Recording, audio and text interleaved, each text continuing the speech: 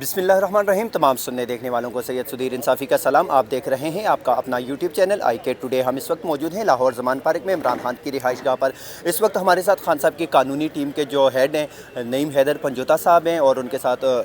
دوسرے ان کے ٹیم کے لوگ ہیں۔ ہم ان سے جاننے کی کوشش کریں گے کہ جس دن سر اسلام آباد میں 9 مئی کو خان صاحب پہ ہائی کورٹ میں جو اٹیک ہوا، اور اس وقت آپ بھی خان صاحب کے ساتھ موجود تھے، آپ پہ بھی تشدد کیا گیا، وہاں سیکیورٹی کے لوگ تھے خان صاحب کے، ان پہ بھی تشدد کیا گیا۔ سر آپ وہاں پہ موجود تھے، وہاں کے بارے میں ذرا بتائیں ویور کو کہ وہاں پہ کیا صورتحال تھی؟ جی بالکل،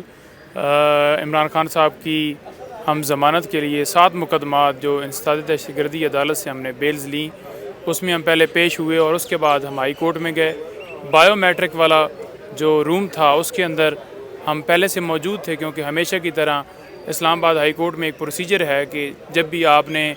کوئی بھی کیس فائل کرنا ہو، بیل فائل کرنی ہو، تو آپ نے پہلے بائیو میٹرک کروانی ہے۔ تو بائیو میٹرک ہوتی ہے تو پٹیشن کے اوپر وہ سماعت ہو سکتی ہے یا فکس ہوتی ہے یا جو بھی آگے پروسیڈنگ ہوتی ہے۔ تو اس بائیو میٹرک کے لیے ہم وہاں پہ پہلے موجود تھے۔ خان صاحب جب اسلام آباد ہائی کورٹ کے اندر جو ہے وہ داخل ہوئے ہیں اور وہاں پہ کورٹ کی پرمیسز کے اندر کمرے کے باہر پہنچے ہیں، تو اچانک سے ایک بھگدڑ مچی ہے، ایک آواز آئی ہے۔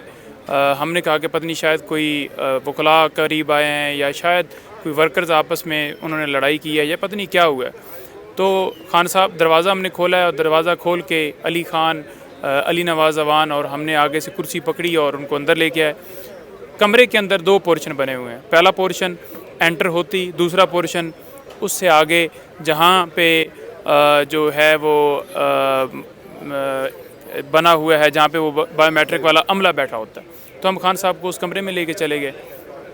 بتاتا جاؤں ساتھ کو، یہ اس کیس کے اندر ہم وہاں پہ پیش ہوئے جس کیس میں ہمیں گرفتار کیا گیا ہے۔ بیسیکلی نیب کی طرف سے ایک نوٹس ہمیں ملا تھا، اس نوٹس جو ہے اس کا جواب ہم نے دیا، اور ہم نے اس مقدمے کی جو انکوائری ہمارے خلاف وہاں پہ سٹارٹ تھی اس کی کاپیاں مانگی، لیکن ہمیں نہیں دی گئیں، اور اس کی پری ریس کے لیے ہم وہاں پہ موجود تھے۔ نیب کا یہ قانون ہے کہ وہ کسی بھی ملزم کو، انہوں نے ہی ترمیم کی ہے نیب کے، اس میں کہ جو قانون ہوتا ہے کہ گرفتاری سے پہلے ملزم کو جو ہے نا وہ وارنٹ دیتے ہیں، اس کے بعد انویسٹیگیشن ہوتی ہے۔ تو اس کیس میں آپ کو پہلے کوئی نوٹس ملا تھا یا انویسٹیگیشن کی گئی تھی؟ آپ کہہ رہے ہیں کہ ہمیں وہ کاپی وغیرہ نہیں دی گئی انویسٹیگیشن کی، تو اس حوالے سے کیا کہیں گے؟ صرف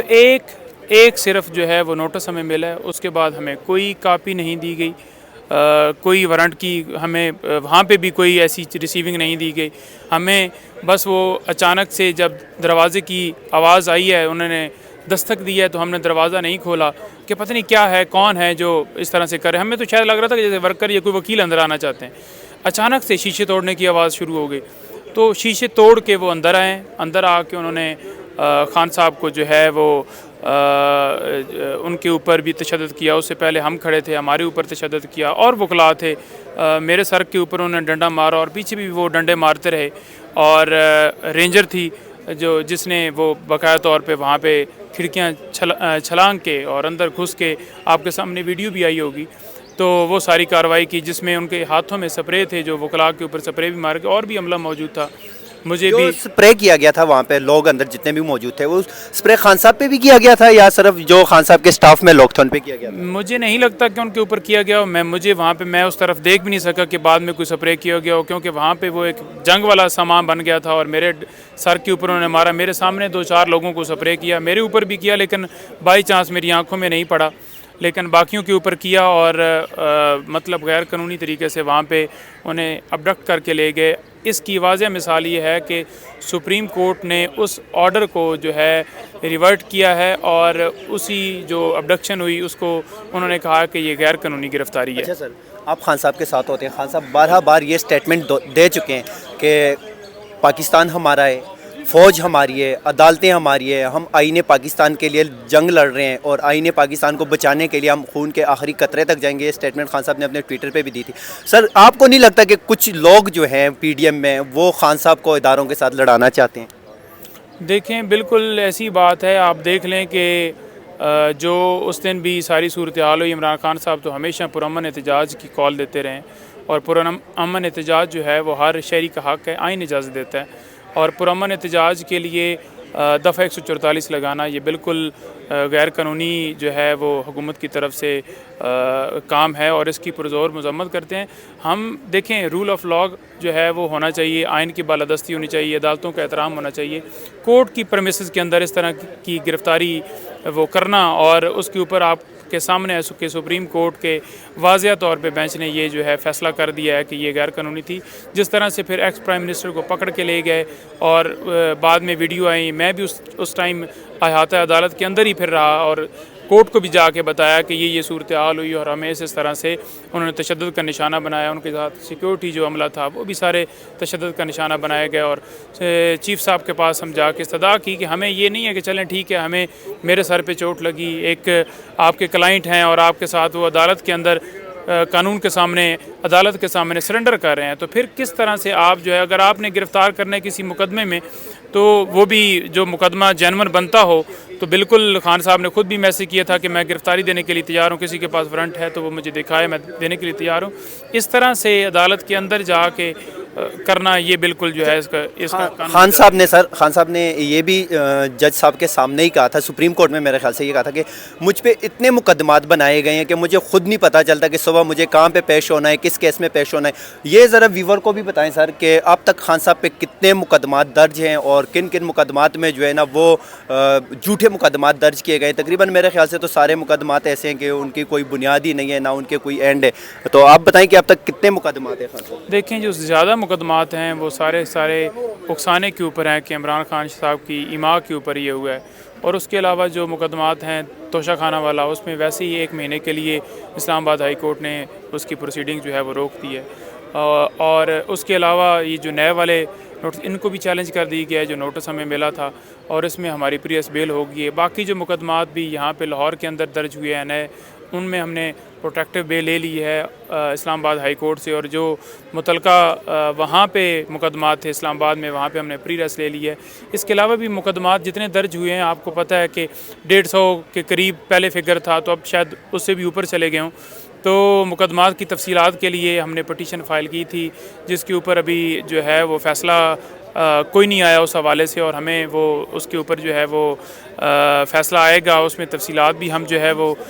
ہمارے سامنے آئیں گی کہ ٹوٹل کتنے مقدمات عمران خان صاحب کے اوپر اب تک ہڈن ہیں۔ نامزد تو جو ہے وہ تو جو ہمیں ملے ہیں وہ بھی لاتعداد ہیں، لیکن ہڈن کے اوپر ہمیں خدشات ہیں کہ کافی ہڈن جو ہیں وہ ابھی تک ہمارے سامنے نہیں آئے۔ اچھا سر، خان صاحب نے یہ ہدایت کی ہے کہ جو ورکر پکڑے گئے ہیں جن پہ مقدمات درج ہیں، اور ایسے ورکر بھی ہیں جن کو نامعلوم مقام پہ منتقل کر دیا گیا ہے، جن کی آج تک کوئی پتہ ہی نہیں ہے کہ لوگ کہاں پہ ہیں، اس حوالے سے آپ کی کوئی ٹیم انویسٹیگیشن کر رہی ہے سر؟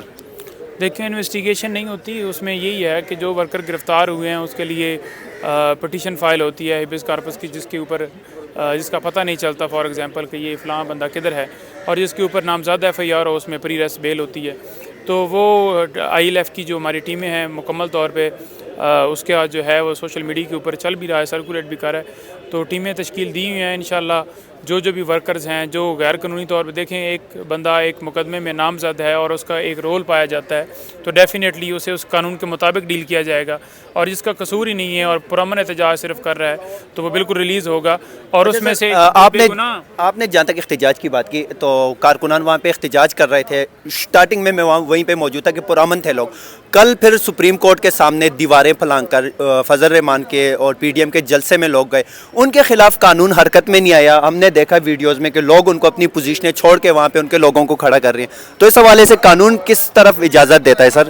دیکھیں گزارش یہ ہے کہ کل لاہور ہائی کورٹ کے اندر بھی اس حوالے سے باقاعدہ بڑا اہم اجلاس ہوا جس کے اوپر وکلاء نے پورے پاکستان سے ریزسٹنس دی کہ دورہ معیار نہیں ہونا چاہیے، اور دوسرا سب سے جو اہم بات ہے کہ ریڈ زون کے اندر کسی سیاسی جماعت کو داخلے کی اجازت نہیں ہے، کوئی بھی وہاں پہ نہیں جا سکتا، اور ریڈ زون کے اندر سپریم کورٹ کے سامنے جا کے کنٹینر لگانا اور سپریم کورٹ کے ججز کے اوپر پریشر بنانا یہ بالکل جو ہے وہ قانون جو ہے وہ آئین ہمارا اجازت نہیں دیتا، اور اس طرح کے جو ہتھ کنڈے ہیں وہ نہیں ہونے چاہیے، اور حکومت کو جو ہے اس طرح کے اقدامات کی اجازت بھی نہیں دینی چاہیے، کیونکہ حکومت وقت جو ہے اس کو دیکھنا چاہیے سپریم کورٹ کے اوپر ججز کے اوپر حملہ کرنا आइन और कानून के ऊपर इस तरह का हमला करना वो बिल्कुल जो है ना, हमारा मुल्क, हमारा आइन बिल्कुल उस कानून इजाज़त नहीं देता। अच्छा, आप खान साहब के साथ वहाँ पे मौजूद थे, काफ़ी टाइम आपने खान साहब के साथ गुजारा। खान साहब की जितनी भी फुटेज वीडियोस आई हैं, खान साहब उसमें बिल्कुल मुतमईन नज़र आ रहे थे, ऐसे बैठे सुकून से। आपने खान साहब को गिरफ्तारी के बाद वहाँ पे देखा, कैसे पाया खान साहब को?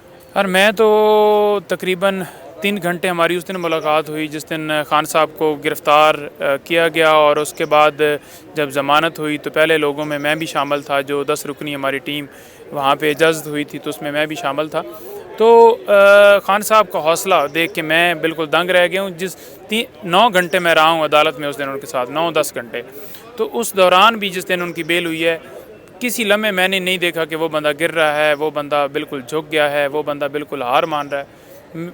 कमाल का हौसला है। और जो वो ये कहते हैं ना कि प्रेशर के अंदर खेलना, इतना प्रेशर था, गोलियां बाहर चल रही थी, उसके अंदर वो जिस तरह से प्लान लेके चल रहे थे और जिस तरह से वो उसको एग्जीक्यूट किया और जिस तरह से वो फिर ज़मान पार्क आए, वो उनकी हिम्मत है। ये वो इमरान खान थे जो वहाँ से निकल के आ गए, अदरवाइज़ वहाँ पे आम हौसले वाला बंदा होता तो पता नहीं ये कब का गिर गया होता। अच्छा, जैसे इन्होंने गुफ्तगू की तो इससे यही पता लगता है कि खान साहब जो है ना वो डरने वाले नहीं है, झुकने वाले नहीं है, और इंशाअल्लाह ताला खान साहब की क़यादत में पाकिस्तान एक फ़लाही इस्लामी रियासत बनेगी जहाँ आइन और कानून की बलादस्ती होगी। वस्सलाम पाकिस्तान। और आखिर में अपने यूट्यूब चैनल IK टुडे को ज़रूर सब्सक्राइब करें। बहुत शुक्रिया।